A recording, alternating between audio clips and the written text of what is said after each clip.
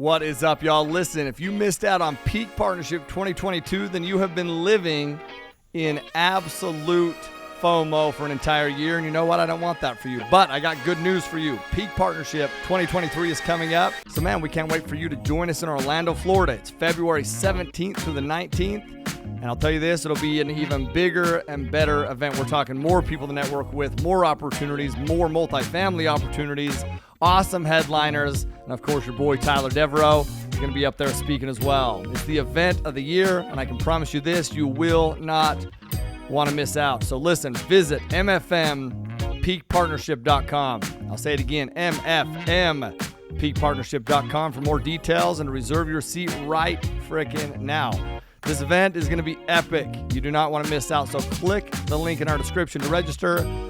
Sincerely, what are you waiting for? Click the frickin' link, mfmpeakpartnership.com, and register, and I cannot wait to see y'all there. Aloha. Welcome to this episode of the Growthcast. My name is Jackson Campbell, and you're here tuned in for another Saturday extended cut with Dallas Pruitt. Dallas, how are you, brother? Dude, I'm doing great today. Absolutely wonderful. Yep. I'm so excited to cover the topic that we're going to be covering today. We're going to continue the topic of ownership, but we're going to hone in on the first law of combat, which is cover and move. So we're going to hone in on that. We're going to talk about that today. But before we dive in, just a quick breakdown of the Growthcast. The Growthcast, Monday through Thursday, you've got Dallas Pruitt with daily drips. 3 to 5 minute episodes that Dallas jumps on, talks about a mindset principle to get your day going. Friday, you get an episode with Tyler Devereaux. Super powerful episodes. Sometimes it's me interviewing Tyler, asking him questions and us learning from him, but sometimes also it's Tyler interviewing very high-level individuals that we can learn from as well. So definitely tune in for those Aloha Friday episodes. Extremely powerful. Talk about mindset. We talk about multifamily real estate. We talk about a whole bunch of things, but it's awesome to hear Tyler's perspective on those two things mainly. And then on Saturday, we get to jump on again with Dallas Pruitt and talk more about mindset for our extended cuts. Each month we pick a book. This month it is Extreme Ownership. So we've been breaking down extreme ownership, going into extreme ownership these past Saturday episodes. We'll continue to do that for the month of February. But let's go ahead and dive in. Dal, what are we talking about today? I know I kind of already covered what we're going to be talking about, but I want to flip it over to you. Yeah. The first law of combat. So first law of combat is cover and move, which essentially is, in one word, teamwork. And relationships primarily is what we're going to really hone in on today in terms of leadership and growing and becoming better as an organization, becoming better as a unit. And to lead us off, I wanted to actually read this little excerpt from the book. Goes like this. It says, days and weeks in combat seem to compress time under the strain of continuous operations. Task Unit Bruisers, SEALs, and Team Bulldog soldiers showed signs of silos breaking down and friendships formed after the most menial of tasks in moving sandbags. As we worked to fortify the combat outpost called Cop Falcon in enemy territory, which would be our home, my soldiers continued to harden Cop Falcon's defenses for the next several weeks. Pallets of sandbags, tens of thousands of sandbags were delivered at night via truckload and required my soldiers to form a human chain to pass the sandbags from the truck into the buildings and up the stairwells to fill open windows and reinforce the walls of the machine gun positions on the rooftops under the cover of darkness. It was during one of the nightly sandbag chains that the SEALs returned to Cop Falcon for a combat mission. They had been out in a sniper overwatch position in the Iraqi heat and under frequent enemy attacks for 2 full days. We could see the SEALs were in need of some rest, water, and food. The last thing that my soldiers expected was for the SEALs to drop their gear and join us in a human chain carrying the sandbags. They didn't have to help us, but they did. To me and my soldiers, it was a powerful demonstration of cover and move, the common purpose of mutual support. We were all a part of the same team trying to accomplish the same strategic mission. Leif and I didn't imagine that moving sandbags would be the catalyst to cementing a lifelong bond between our teams, but the results were evident. Silos were now completely removed, and each of our teams became far more effective as we pushed even greater distances into enemy-held neighborhoods. Team Bulldog was able to take greater risks with our foot patrols because Charlie platoon SEALs, like American sniper Chris Kyle, manned sniper overwatch positions and disrupted enemy attacks on our soldiers from the high ground. The SEALs were able to patrol farther into dangerous areas of Ramadi holy moly. I apologize.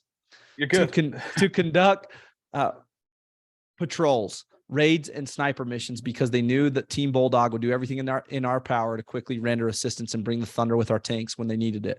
With such a strong working relationship of mutual support, Team Bulldog and Charlie Platoon began to seamlessly cover and move for each other.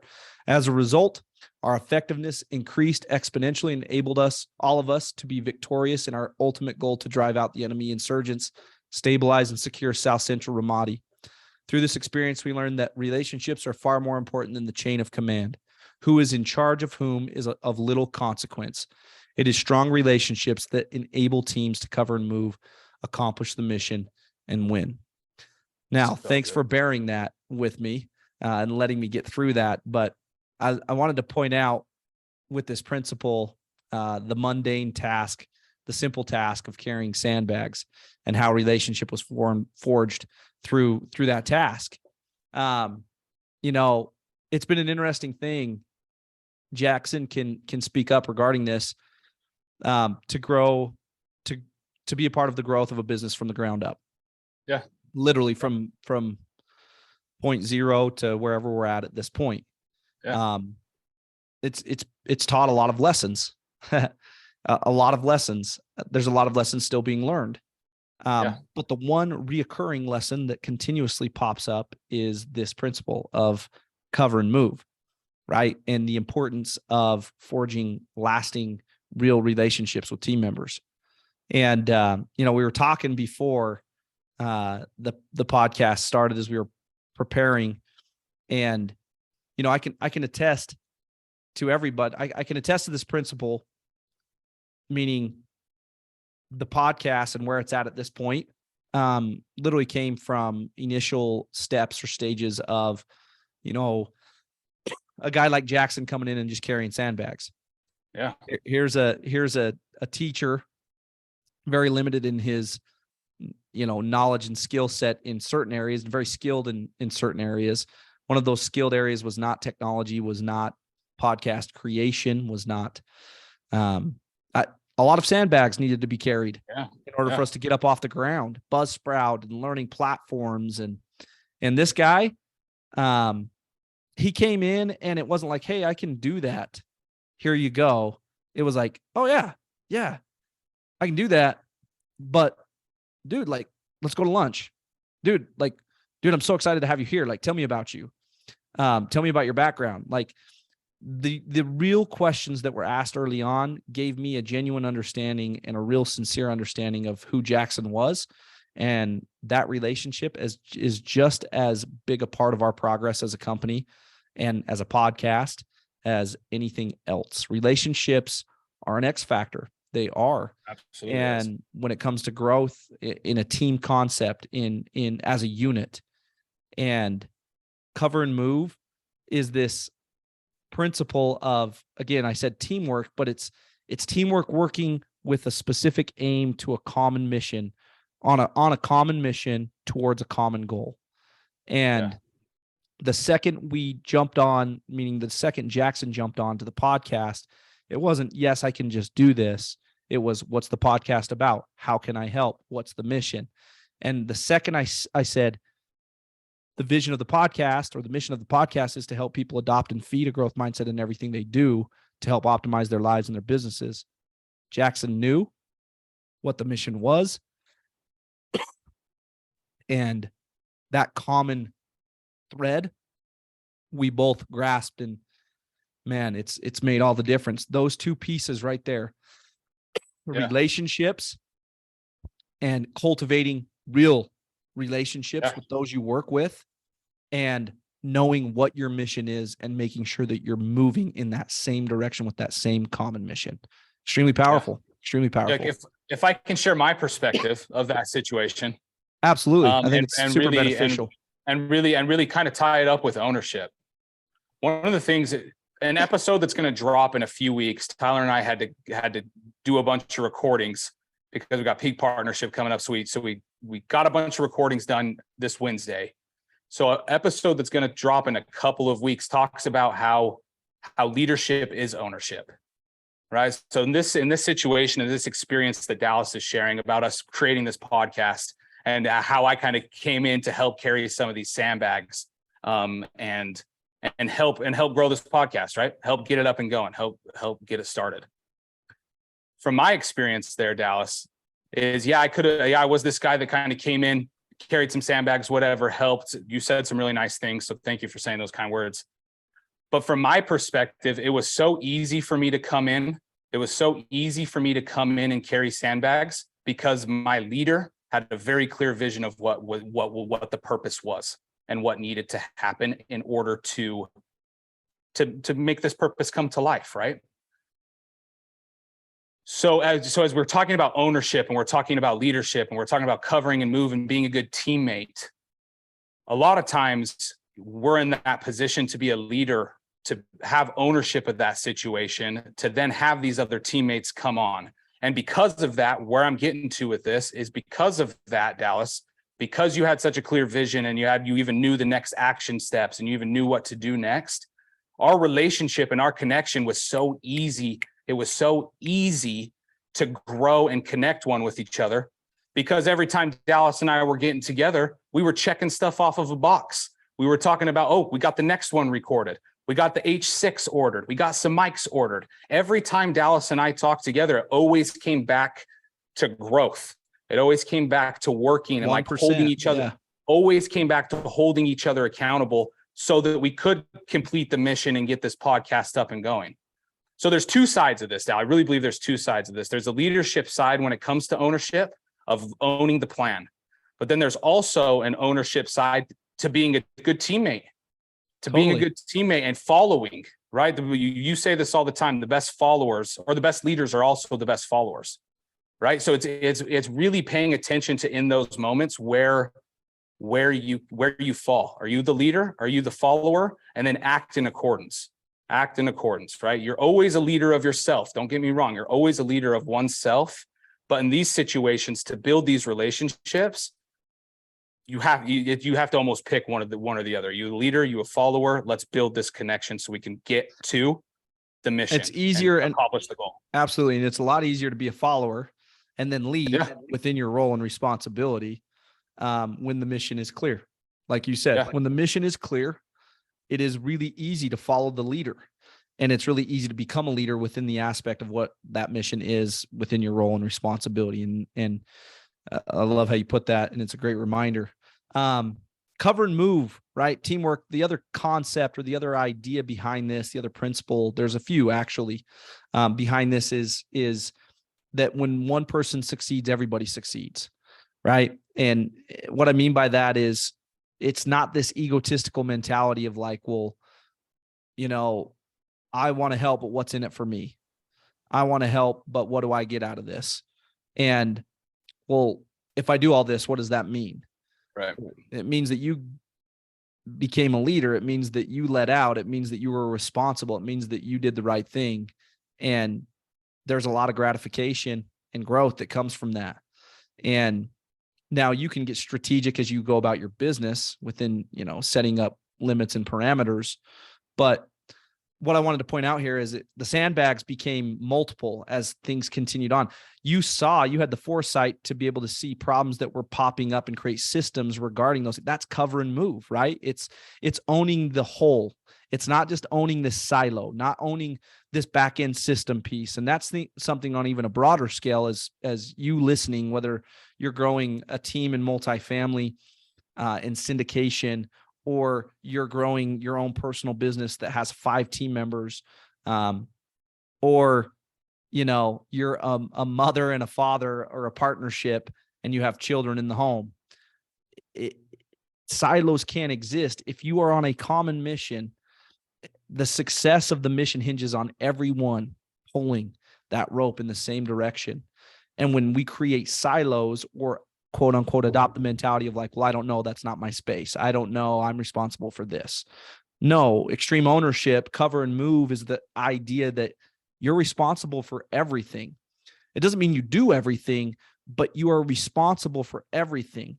You should know what's going on in the sales department. You should know what's going on in the fulfillment department. You should know, and you should have the foresight to be able to put fires out and better the situation long before it ever becomes horrid, right? It's that firefighter mentality of when a little flame pops up, you're aware of where it came from and you know how to help because you understand and believe that, again, this mission we're on is a mission that we are all on together. And it requires teamwork and collaboration and synergy for this thing to work, for the mission to be successful. And that's been a strong learning curve for a lot of us in a company that, again, is young and learning as we go and starting from ground zero, moving forward. It's a blessing to be a part of that and watch that transpire, to make mistakes, learn from those mistakes. And the thing that I would say is it's taught me this principle more than ever, the truthfulness of this principle, the importance of this principle, not just on a business front, but on a family front. Yeah. So many times I've fell into traps of thinking, well, like, I'm doing my job as the primary, breadwinner in my family because I'm the one going to work every day. Well, that's not your only job. Yeah. Like your dad too, your husband too. And Yep. It doesn't give you the justification. You can't justify not doing a good job in all those other aspects. You're going to have to learn to figure that out. And you can't disregard or shirk responsibility on that end, right? Because again, the common mission for our family is the same across all fronts for my wife and I. And without both of us working in unison together, we don't get there. We just don't.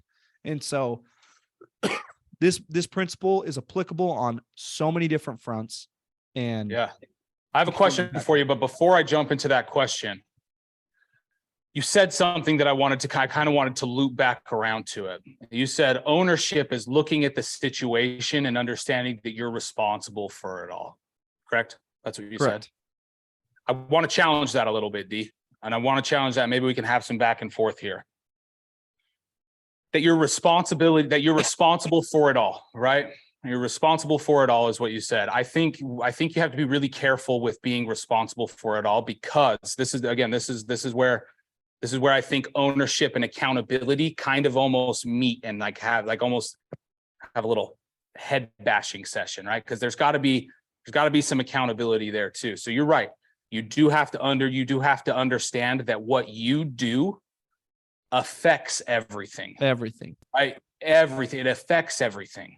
So yes, you should know what's going on. You should have a great understanding of what's going on, but also feel this responsibility and know that what you were doing is affecting what's happening over here.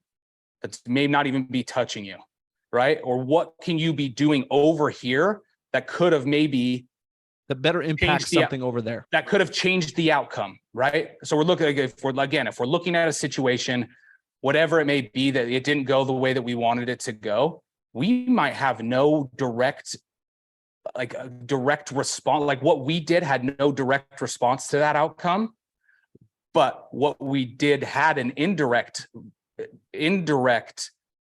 consequence that resolved in that outcome. So it's really paying attention to that as well. So that's what I just wanted to call that out real quick, dude. That it's not taking responsibility for everything and putting everything on your shoulders and saying this all went wrong because of me. That's not what ownership is. Totally. It's taking accountability and looking at the whole situation and realizing what you could have done different to change that outcome. Yeah. Correct? Absolutely. It's increasing your awareness of what you do matters. How you communicate matters. The way you pour into people matters. The things you build, the things you don't build, the things you don't say, all of those things have, like you said, direct or indirect impacts on the mission. And so when we say you're responsible for it all, what we're really saying is you're responsible for the success of the mission. Yeah. It's adopting just that as much as anybody else. Day that wherever you're uniquely positioned in the team, it doesn't really matter. The title doesn't matter. The org chart doesn't matter. What matters is, are you being a good teammate? Are you focused on the mission?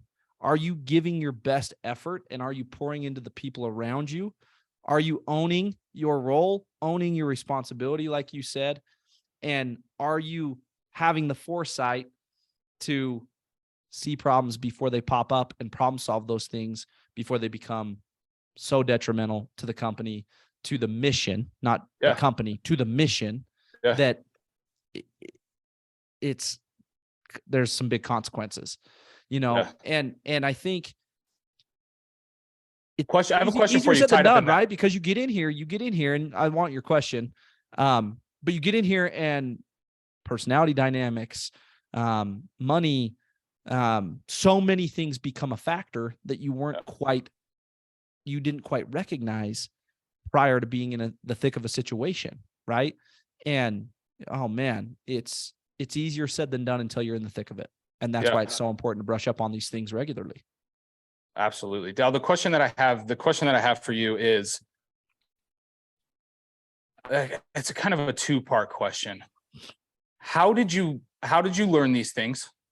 Meaning, like, what was the practical implementation that taught you that these things actually work? So like, what's a real life experience where you've implemented this and you've seen an outcome? Let's start there. Let's start there with that question. There's a couple different examples. Two that come to the forefront of my mind are when I served my mission in Brazil. I had an amazing leader who involved us as other leaders in that mission at so many different capacities. And I remember him just exemplifying these things through action, and having a front row seat to learning with him. And that was an awesome learning ground. I remember being in an office. I had gotten, I guess you could say, promoted to a position, however you want to view that, to where I was serving with him, hands-on day to day. And there was an org chart in our mission, just like there's an org chart in business. And I remember going into my first meeting with him where we were going to reorganize the org chart. And I remember breaking that thing down and him asking me my opinion over and over and over again, and my perspective over and over and over again within every single solitary situation. It wasn't like, hey, this is what we're going to do. Boom, boom, boom, boom, boom. Ready, set, go. I was like, all right, boys, this is going to be a long day. I hope you packed a lunch. And we talked, the main piece that we talked about, the main piece was relationships. What is needed? Relationships. And so that was a great learning front. I've also, part of my background that I don't probably talk about enough is I coached high school sports. I coached football, and I also coached baseball. I was lucky enough to be a part of a state championship coaching staff at Spanish Fork High School, which is a pretty awesome breeding ground for baseball players in the state of Utah. Shout out to Coach Gubb, Casey Nielsen, one of my best friends on the face of planet Earth. And we had a team that had no business winning a state championship. In terms of talent, they were one of the lesser talented teams to come through Spanish Fork High School. Everybody had wrote them off. But this team bought into the system. Part of that system was cover and move. Part of that system was dropping egos. Part of that system was a lot of the principles that we talk about here and the pillars in which we built the team on. And we went on a trip to California, Southern California, baseball mecca, one of the baseball meccas of the world. And going into that, I was nervous because we had been on a little bit of a roller coaster, and all of a sudden, all the hard work started to compound, and dude, we competed out there better than I'd ever seen. We came home and we rode that compounding wave, and we rode it all the way to a state championship. And that was one of the most selfless groups I have ever worked with on the face of planet Earth, especially for high school kids. One of the most selfless groups of high school kids I have ever worked with on the face of. They monitored themselves. They held each other accountable. They knew what the mission was. They believed in the mission. And I'm getting goosebumps talking about it because it was such a unique and once in a lifetime experience to watch a group of people work at this capacity, even though it was just high school sports. they learn lessons through that season of baseball that they'll never forget throughout the remainder of their lives. I watch a lot of these individuals. I saw one just the other day, a couple weekends ago. His parents live in my neighborhood, so he came by and visited, and I saw him. And of course, he's killing it in life. He's out there. He's a counselor in Southern Utah. Awesome. He's got a couple different degrees. He's working towards an ultimate goal. He's got a couple kids. And it didn't surprise me that he's leading out in life, because he was a leader back then, and he's only going to continue to build on that. And so those are two prime examples of where I've seen these things play out firsthand in front of my face, and been able to garner a ton of learning lessons from. So what I just took out of what you just said, Dal, is ownership is also responsibility. It's a responsibility to yourself and your teammates and whatever it is that you're trying to do to be your best self, to try to get the team to accomplish the goal, right? Ownership is also responsibility. Got to take ownership. You got to take that responsibility that what you do matters. It matters to your team getting to the state finals or getting to the state championship and winning the state championship. It matters when boss man calls you in and wants to get your perspective on the new org chart and how things are flowing. It matters. You have to have that responsibility as you move forward, and you have to cultivate that in everything you do, not just through teamwork, right? And like you're saying with this, what did you say his name was? Did you say what his name was? This kid? Yeah. Tanner is his name. Just like you're saying, Tanner, right? He may have learned it in baseball, but it's affected him, and those principles, like you're saying, has just completely changed his life.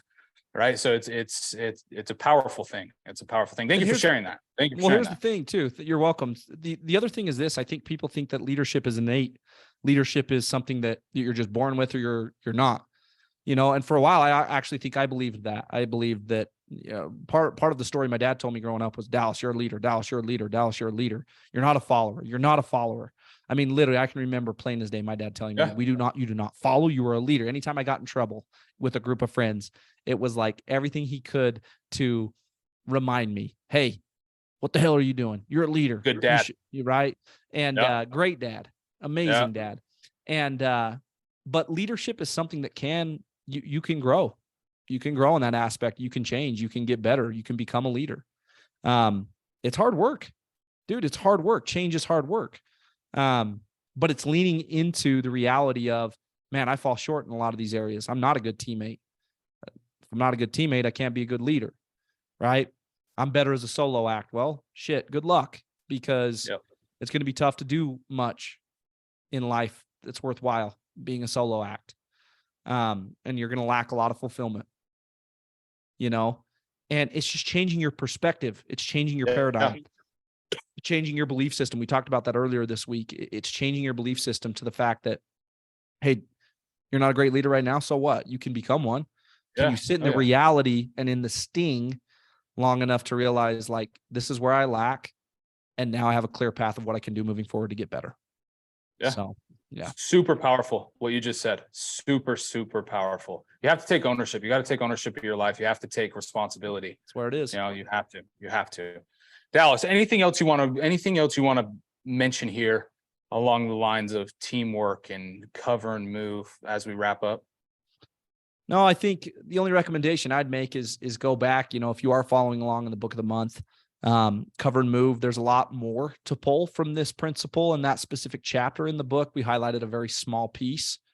And it's a lot more than just carrying sandbags and forging awesome relationships with the people you work with and having a clear understanding of the mission and making sure that you're responsible for what you need to be responsible for and aware of everything else that's going on and how you impact everything else for the better and the worse, so that mission can be successful. I mean, there's a lot there already that we just covered, but there's so much more to deep dive into within that chapter. So my only invite would be go study up. And again, adopt the belief system that regardless of where you land on the leadership spectrum right now, whether, again, first and foremost, leading yourself, because that's where it starts. And then being a great leader of a team, you can grow, you can change. In fact, we should grow, we should change. That should be a desire and an intention that we all have. It's part of the live life mindset, and it's part of who we are and what we do. And so change is good. Change is necessary, especially on the leadership front. The world needs better leaders. The world needs more leaders more than ever. And I'd close with that. I couldn't agree with you more. Dallas, thank you so much. Thank you so much for joining us and coming prepared and always having these super powerful principles to talk about. And thank you for articulating everything so well as well, so we can all learn. Appreciate you, my man. I think more than you know. as well. And I know I think all of the listeners also appreciate you and are very grateful for you as well. Thank you for listening, everybody. Please don't forget to leave us a rating and a review. Share this with somebody you know that could use some help with ownership, taking ownership of their life. Or just share it with yourself. Really take these things into action and really internalize them. Dallas, thanks again, my man. Thank you, everybody, for listening. Have a great rest of your weekend. Take care, y'all.